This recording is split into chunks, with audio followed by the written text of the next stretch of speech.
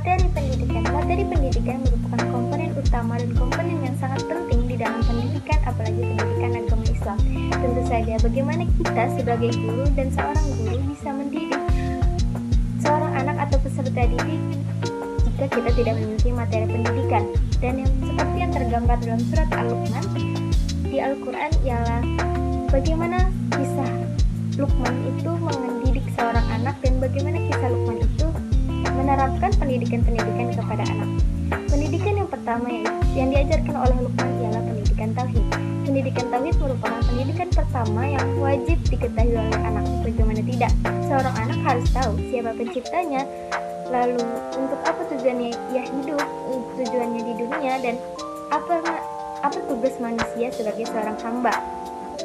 Dalam pendidikan tauhid juga ada penerapan sikap beramal soleh. Sikap beramal soleh yaitu bagaimana seorang anak dapat menerapkan amal soleh, amal yang baik dan perilaku yang baik di kehidupannya. Selain sikap beramal soleh, di situ juga ada sikap menghormati. Seorang anak harus mengetahui bagaimana cara ia bersikap kepada yang lebih tua maupun kepada yang sesamanya, seumurnya atau sebayanya. Sehingga di sini dapat dijelaskan bahwa dalam surat Al-Luqman diterapkan kepada seorang anak.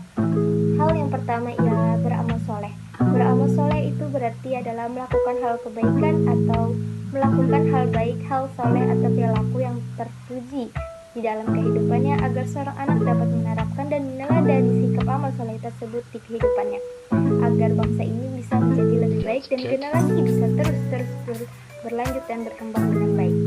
Yang kedua yaitu sikap menghormati. Sikap menghormati tadi adalah bagaimana penerapan nilai-nilai penghormatan kepada yang lebih tua sehingga seorang anak dapat memiliki sikap sopan santun dan dapat membedakan di mana ia bersikap dan di mana ia bertingkah laku agar bertingkah lakunya bisa lebih baik dan bisa menjadi anak yang lebih menerapkan pendidikan yang baik dan akhlak yang baik di masa depan. Selain beramal soleh dan sikap menghormati, di situ juga ada sikap peneladanan sikap sabar.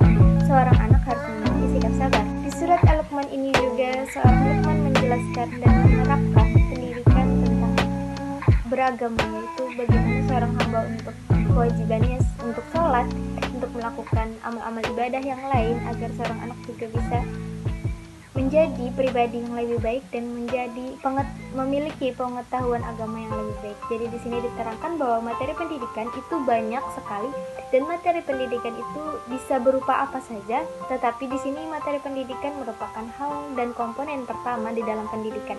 Sehingga sebagai pendidik kita juga harus menerapkan apa saja yang menjadi materi pendidikan dan kita harus membuat materi pendidikan yang lebih kreatif agar seorang anak dapat memahami apa yang kita sampaikan dan apa yang kita ajarkan kepada mereka untuk kehidupan mereka dan untuk mendidik mereka agar lebih baik lagi. Sehingga di sini dapat digambarkan dalam surat Al-Luqman bagaimana seorang Luqman bisa menjadi pendidik yang baik kepada anak.